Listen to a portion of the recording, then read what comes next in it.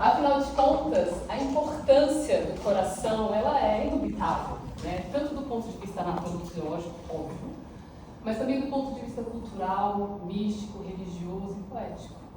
E essa não é uma ideia recente. Desde 4.500 a 5.000 anos antes de Cristo, os egípcios já tinham descrito o coração de uma maneira muito acurada do ponto de vista anatômico. Mas eles também trouxeram a ideia de que o coração é a casa da nossa personalidade, é a casa da nossa alma, da nossa vitalidade.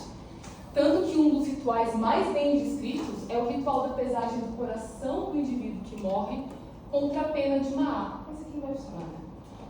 A deusa da justiça, que é presidido por Anubis quando o indivíduo morre e passa por pós-vida. O ideal seria que o coração estivesse tão leve quanto uma pluma. Isso foi antropofagizado pelos romanos e foi capilarizado pela cultura ocidental, sedimentado ali na Renascença. E nos últimos séculos nós temos desenhado corações, tatuado corações, pichado corações nas paredes. Nós trespassamos com adagas, nós trespassamos com flecha de cupido, mas só recentemente a gente começou a entender como que o coração se forma, quais são os caminhos que levam à cardiogênese. Porque, vejam bem, o coração não só é super importante, mas ele é o primeiro órgão a se formar nos embriões de mamíferos, inclusive de humanos. É o coração que permite que uma massinha discoide de células embrionárias se torne um ser humano complexo, que anda, fala, tatua corações e escreve tese de 500 páginas. E é nessa jornada que eu gostaria de convidar vocês. Nosso laboratório, um dos frutos dessa tese de doutorado, na verdade, foi esse artigo de revisão que publicamos na Frontiers in Genetics, chiquérrimo, falando sobre como o coração é feito. Então, o coração, ele é um órgão majoritariamente mesenquimal, quase todo ele, exceto as vias de saída, que são de origem ectodérmica, porque elas são provenientes das células da crista neural. As células mesodérmicas, elas adentram o nó primitivo do embrião durante a gastrulação e migram, formando um crescente que se funde e se dobra, formando um tubo cardíaco inicial.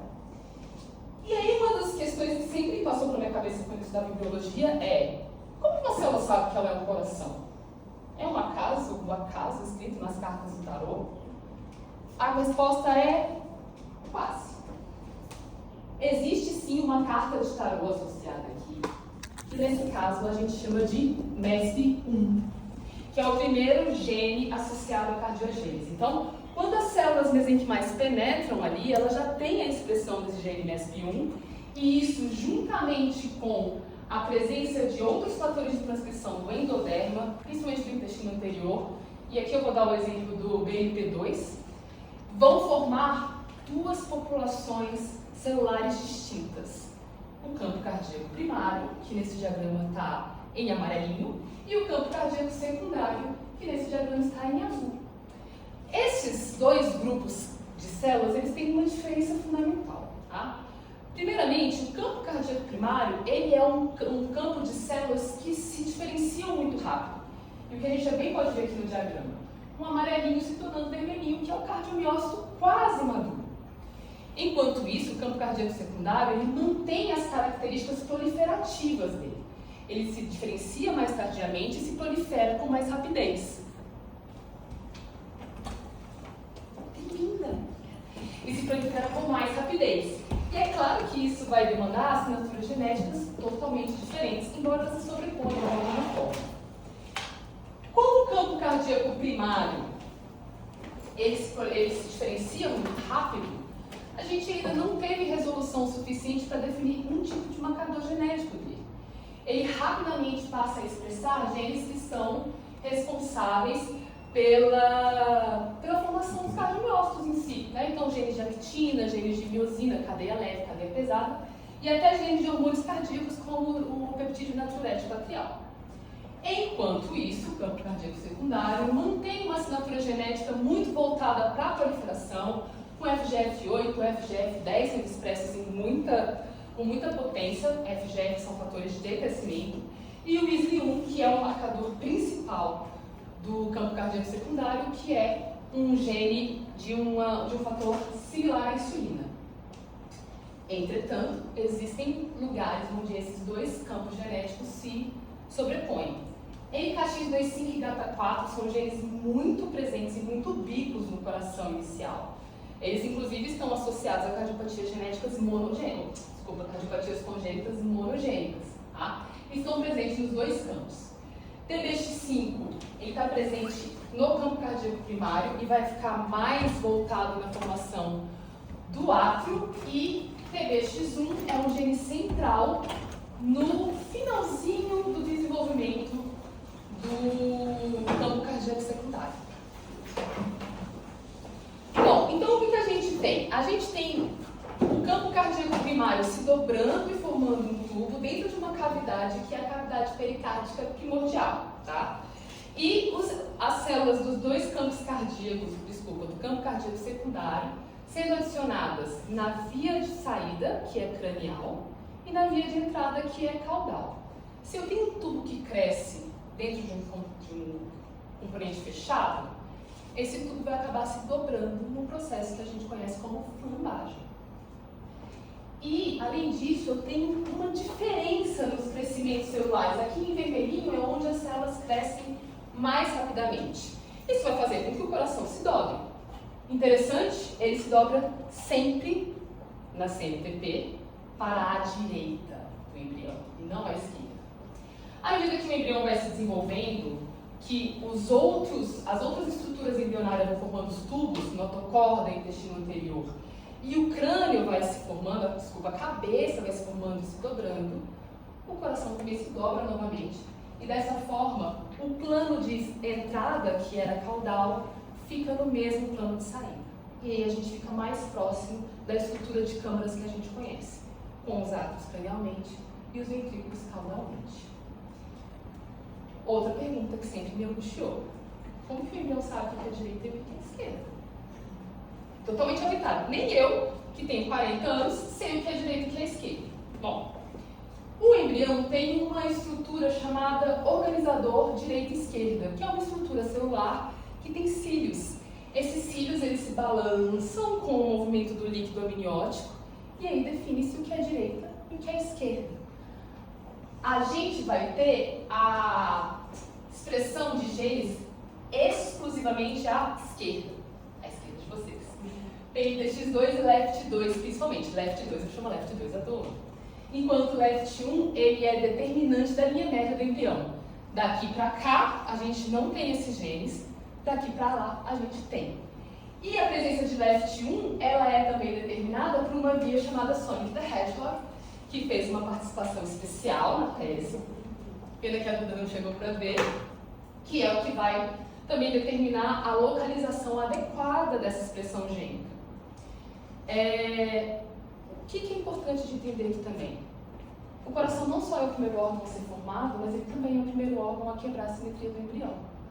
Então, quando que o coração define o que é direita e o que é esquerda, ele também vai definir todos os outros órgãos tóraco-abdominais. E isso acontece não só na presença desses genes sendo adequadamente expressos, mas também com a expressão adequada de genes de estrutura em função ciliares.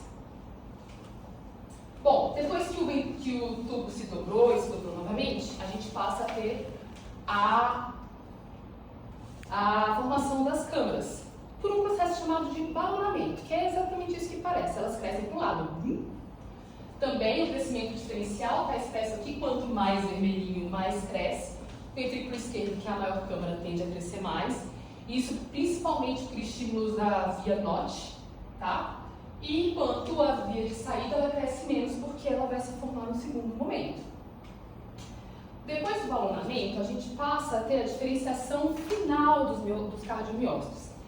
Ou eles assumem uma programação atrial, com NR2F2, TBX5, peptídeo natriurético atrial, BMP10 e GJ5, que é o gene da conexina 40.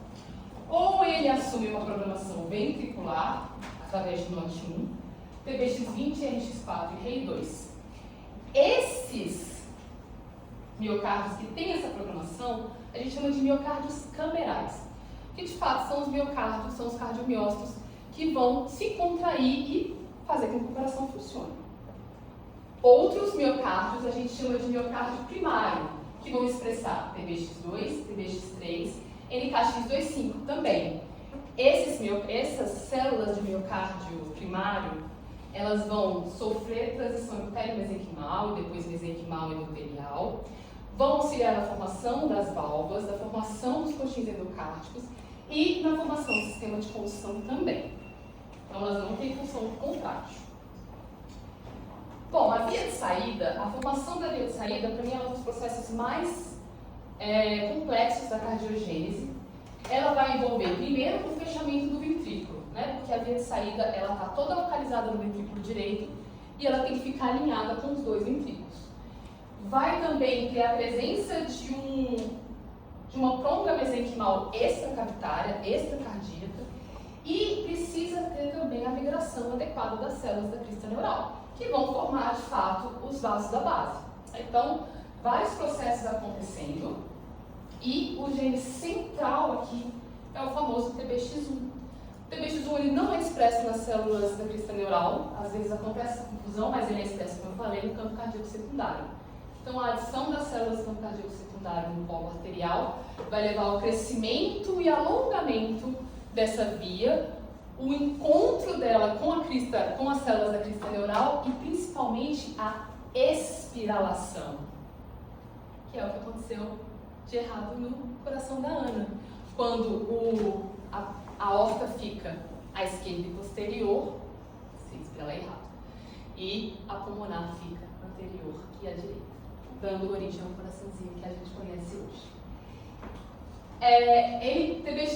TBX1, ele também é um gene que vai, essa via, ela vai programar, reprimir a programação SLI1.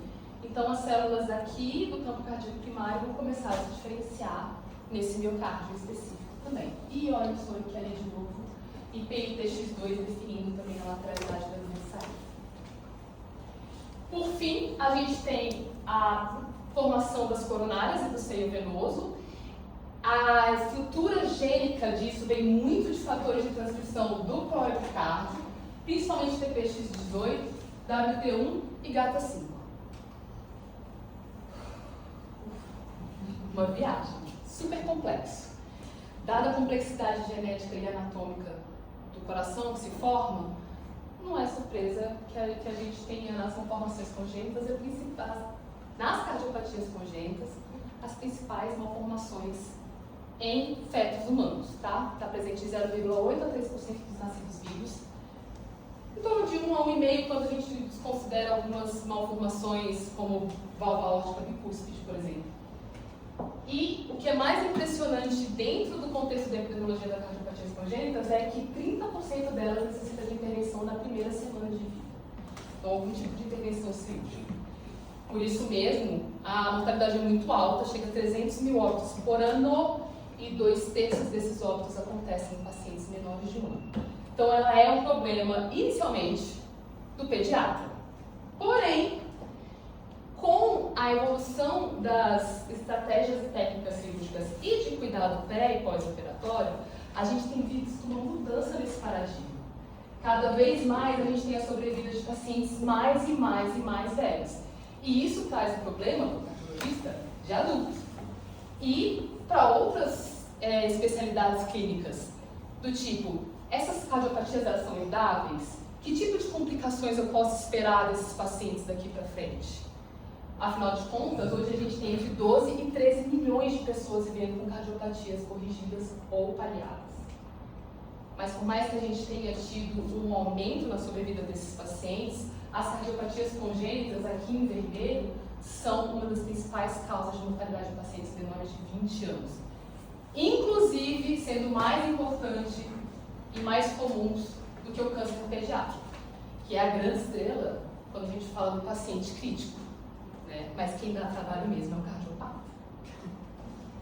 Isso sem contar o custo humano, o custo social e o custo financeiro de se manter essas crianças, de operar essas crianças, de cuidar delas depois.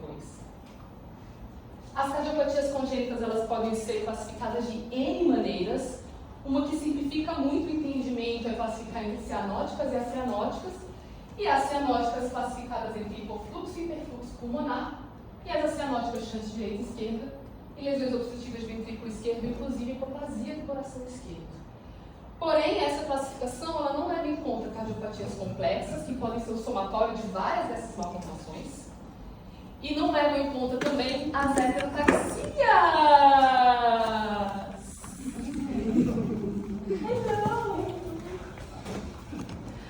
As causas da cardiopatias congênitas, elas são classicamente definidas como multifatoriais. Mas à medida que a gente vai aumentando a nossa resolução diagnóstica, a gente tem que começar a entender que talvez o multifatorial seja só que a gente não sabe explicar ainda. Geneticamente falando, variantes do número de cópias sindrômicas são as que mais contribuem para as cardiopatias congênitas, sendo a deleção da região 22q11.2 a mais comumente associada, que é o que a gente chama classicamente de síndrome de George, mas não é síndrome de George, tá? É microdeleção 22q11. Também existem variantes no número de cópias isoladas, com cardiopatias isoladas, as aneuploidias muito bem descritas, trissomia do 18, trissomia do 13, trissomia do 21 e aneuploidia de cromossomos sexuais, causas monogênicas, eu citei algumas, LKX25, GATA4, TBX5, que causa síndrome de Holt-Oram, e a própria TBX1, e quadros ambientais, também alguns muito bem definidos. Diabetes mellitus materno, rubéola congênita, fenitoína, síndrome alcoólica fetal, enfim. E assim, com a sobrevida desses pacientes, a gente passou brevemente por essa angústia que é do pediatra, do cardiologista pediatra, do intensivista pediatra, de cuidar. A gente fica muito angustiado com as sequelas desses pacientes, porque são pacientes graves.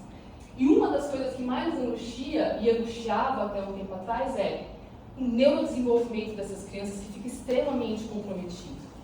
E a dúvida ficava, será que é porque essa criança tem alguma coisa subjacente nela que faz com que ela não tenha um desenvolvimento neurológico tão bom? Ou é o meu cuidado, é iatrogênico? Eu que fiz alguma coisa de errado? Bom, saiu isso depois que eu terminei a tese. Agora em junho de 2026, na JAMA, mostrando que pacientes com diagnósticos genéticos, aqui em laranja, têm pior função cognitiva, motora e de linguagem do que outros cardiopatas, independente da cardiopatia e independente da cirurgia que foi feita neles. Então, o problema é meio nosso, mas não é só nosso. E aí, quando a gente pensa nisso tudo, no neurodesenvolvimento, na herdabilidade, na prognosticação desses pacientes, virou essa tese de doutorado que eu estou apresentando para vocês hoje. Então, um dos meus objetivos foi investigar a presença de variantes genéticas em pacientes com diagnóstico de cardiopatias congênitas, submetidos ou não a cirurgias, dependia muito da época que eles chegavam para a gente, paliativa ou corretiva, para determinar a etiologia genética da cardiopatia, sua correlação com anomalias extracardíacas, complicações e recorrência. Dentre esses objetivos, um deles era caracterizar o fenótipo desses pacientes, tá? Dentro de um hospital terciário de alta complexidade, investigar as correlações genótipo-fenótipo por meio de triagem de microdeleção 22q11, a CNP mais comum, pesquisa de alterações submicroscópicas por arrays e pesquisa de variantes por exoma, tá? Obter melhor entendimento dos desfechos clínicos desfavoráveis, testar o fluxograma de exames aplicável à saúde pública do Distrito Federal, revisar a biologia e a genômica, e essa viagem a gente já fez, e revisar a fisiologia e as propostas terapêuticas, porque percebam, às vezes, a fisiologia que resta do paciente que foi operado, ela pode trazer complicações que podem se confundir com doenças multissistêmicas. Colangite, esclerosante, colestase, alterações neurológicas, imunodeficiência, todos esses pacientes passam por tineectomia parcial ou total, alterações pulmonares, enfim, arritmias, insuficiência cardíaca. Então também é importante a gente entender as propostas terapêuticas dentro desse contexto. Os indivíduos com cardiopatias congênitas, eles foram recrutados no Hospital da Criança, que é o meu hospital primário, onde eu trabalhei todos esses anos, né, nos 6 anos de doutorado, tanto no pré quanto no pós-operatório, e a maior parte deles foi recrutada na unidade de terapia intensiva pediátrica e no ambulatório de genética clínica, e uma parte menor na enfermaria ou no ambulatório de cardiologia pediátrica. A gente só incluiu pacientes que tinham cariótipo normal, a partir do momento que o cariótipo estava alterado, o diagnóstico estava feio. Então a gente não tinha muito o que fazer. A maior parte dos pacientes, exceto aqueles que a gente teve que acelerar um pouco o exoma por conta do tempo mesmo de recepção no laboratório, foi feita a pesquisa PREMI-LPA 22Q11 pelos queridos que estão ali no canto. Se esse diagnóstico foi positivo, eles iam para acompanhamento clínico, se não, eles eram submetidos ao array ou ao exoma. Às vezes o próprio MLPA já mostrava pra gente que tinha alguma coisa que valia a pena ser investigada pelo array e ia direto. A minha cohort foi de 57 pacientes, 55 foram feitos em MLPA, o resto foi todo mundo pro exoma.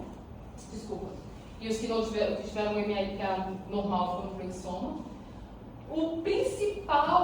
A principal alteração cardíaca foram os defeitos septais, 24%, muito razoável, muito condizente com a literatura. A CIV é a principal malformação cardíaca, porém, foi muito assustador. É que, em segundo lugar, 21% dos pacientes, um quinto dos pacientes tinham lesões obstrutivas do ventrículo esquerdo, incluindo 5 hipoplasias do coração esquerdo. Hipoplasia do coração esquerdo é uma cardiopatia muito rara. Choveu hipoplasia no meu estudo. Em relação à sobrevida, defeitos septais e cronotroncais e, por incrível que pareça, lesões obstrutivas de ventrículo direito tiveram 5% de sobrevida, tá? As lesões obstrutivas de ventrículo esquerdo tiveram a maior mortalidade, puxadas para cima pela hipoplasia do coração esquerdo, tá?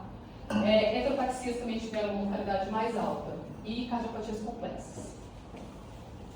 O maior rendimento diagnóstico foi uma cardiopatia de origem de anatomia conotroncal, que são as cardiopatias mais bem associadas com a direção 22Q11, que é um diagnóstico bem mais tranquilo de ser feito do que quando a gente considera outras vias como o exoma, tá? E a que teve menor rendimento diagnóstico foi a drenagem anômala de veias pulmonares, só 25% a gente conseguiu fechar o diagnóstico molecular.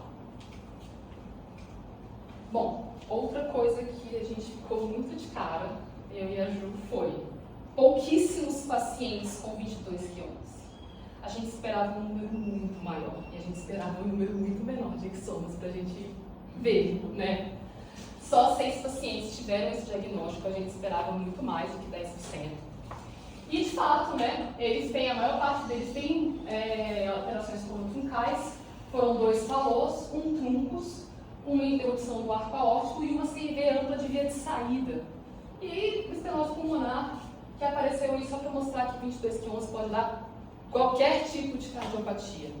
A maior parte desses pacientes tinha linfopenia, que, embora seja muito dentro do fenótipo da direção, porque a gente pode ter hipoplasia ou aplasia de timo, não necessariamente reflete isso. Lembrando que os pacientes que fazem cirurgia cardíaca passam por tinectomia total ou parcial. Para a gente analisar os exomas, a gente seguiu o framework do Colégio Americano de Genética e Genômica Clínica. E a gente pesquisou através da frequência populacional, inclusive os mais recentes. A gente já incluiu o ABRAON, que é o banco de dados brasileiro, que está sendo meio que formado agora.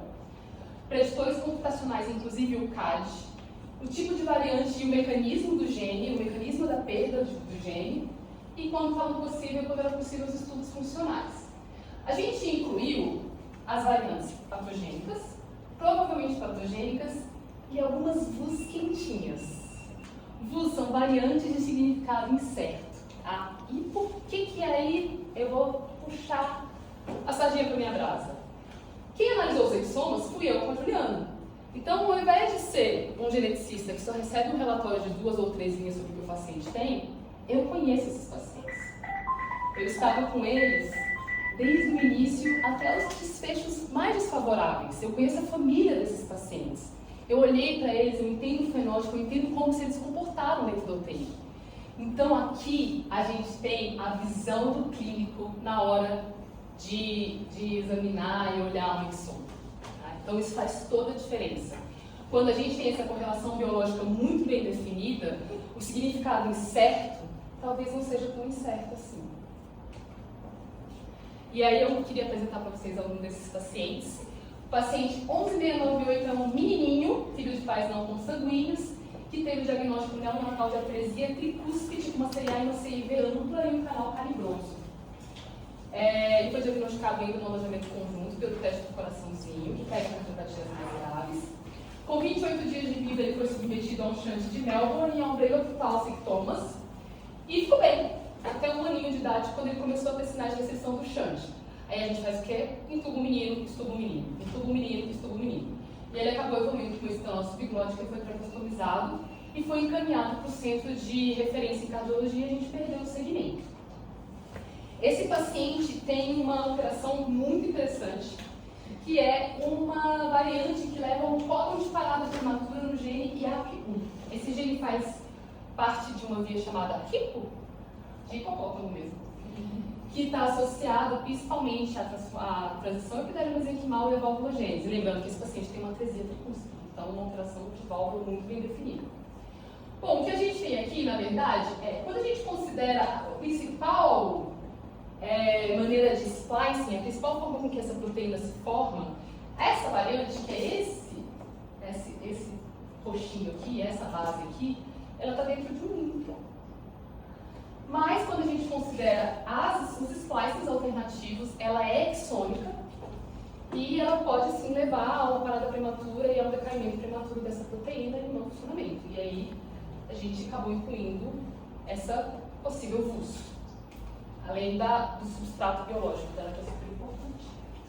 A paciente 11699 foi uma das primeiras pacientes recrutadas, era uma menininha com diagnóstico intrauterino de cardiopatia complexa, gastroesquise e artéria umbilical única, com múltiplas malformações.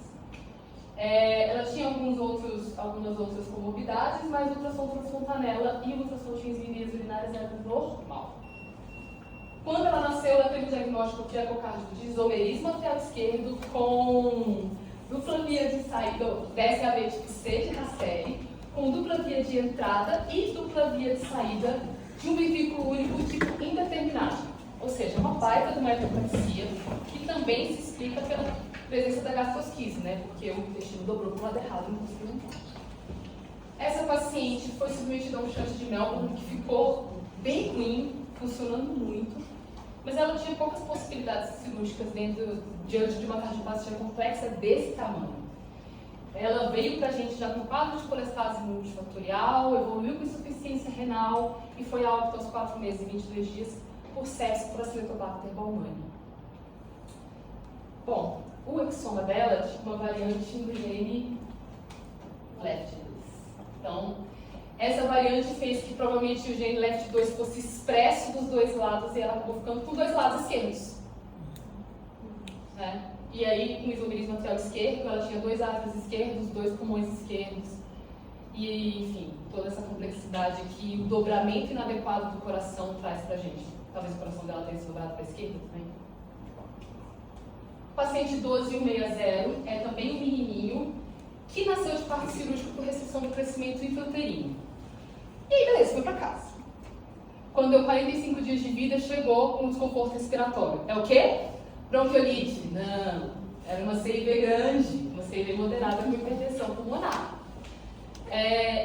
Esse aqui já foi mais recente, mas na pandemia a gente teve vários casos de bebês que tiveram alta e que voltavam com bronquiolite, eram, sei lá, CIVs grandes, drenagem anômala de veias pulmonares, que não foram diagnosticados porque eles não estavam indo na UBS. Então ninguém hospitava essas crianças. Não é o caso aqui. O ecotranstorácico, então, mostrou a CIV moderada. Ele foi inicialmente manejado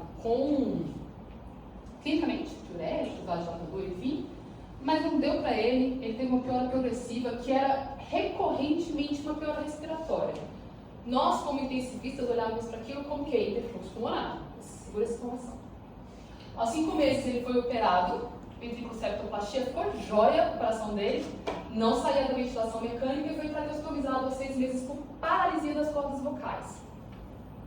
Lesão do nervo laríngeo recorrente?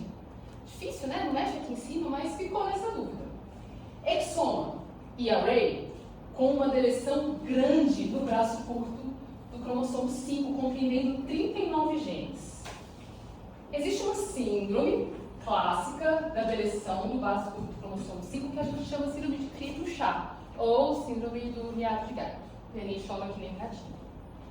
Essa versão, ela varia dos 5P15.3 ao 5P15.2. A direção que esse paciente tinha era no finzinho de 15.2 e ia até 14.2, né? Uma direção para trás, compreendendo alguns genes de interesse. Os primeiros, as caderinas, que são genes associados à migração e adesão celular das células da crista neural, tá? Uma saída de via de saída, talvez, a gente poderia explicar isso? Talvez. PRDN9 é um gene que codifica uma metiltransferase, então vai alterar a epigenética da formação do coração. Inclusive a via HIPO e AP, que nós já discutimos no primeiro paciente. E por fim, DNAH5, que é um gene ciliar.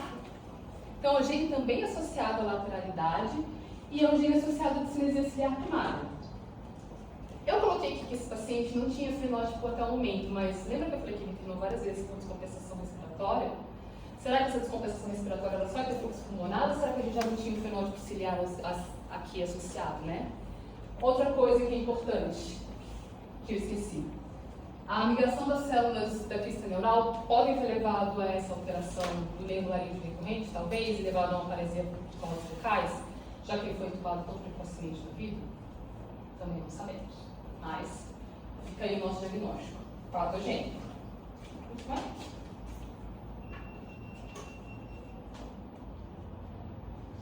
Paciente 12142 é uma menininha, uma meninona, na verdade, ela era maior que a gente, que tinha uma coartação de aorta diagnosticada aos 13 dias de vida e que fez uma estenoplasia aórtica lá em Goiânia, então a gente não tem muitos dados aí do perioperatório dela. Ela veio para o hospital pela gastro porque ela tinha uma colangite esclerosante sem diagnóstico. E foi para a genética porque, além disso, ela tinha uma dificuldade de aprendizado importante. Foi encaminhada para o nosso estudo e a gente viu que ela tinha uma variante em um gene chamado MYH7. O MYH7 é um gene de miosina de cadeia pesada da miosina que está muito bem relacionado à miocardiopatia dilatada familiar. Tá? Então, essa é uma paciente que tem uma variante de risco, que vale a pena a gente testar o trio com os pais. E assim, por mais que esse gene seja classicamente associado à cardiomiopatia dilatada, ele também tem outros dados, ele já foi descrito em anomalia de Epstein, defeitos septais, coartação de aorta e válvula aórtica bicúspide, que é uma forma leve de uma alteração de via de saída de ventrículo isquêmico. Por fim, paciente 11724 é uma menina de pais não consanguíneos que nasceu pré-termo, pequena vaidade gestacional, já nasceu cansada e roxa, tá? Achava que era sepsis neonatal, a triagem de sepsis veio toda normal. O eco, aos 3 dias de vida, mostrou uma atresia tricuspide tipo 2C, com discordância ventrículo-arterial, ou seja, o tronco pulmonar saía do ventrículo esquerdo e a aorta saía do ventrículo direito. Uma CIV ampla, uma CIA ampla, uma hipoplasia acentuada do arco aórtico com coal e um canal em hipertensão pulmonar.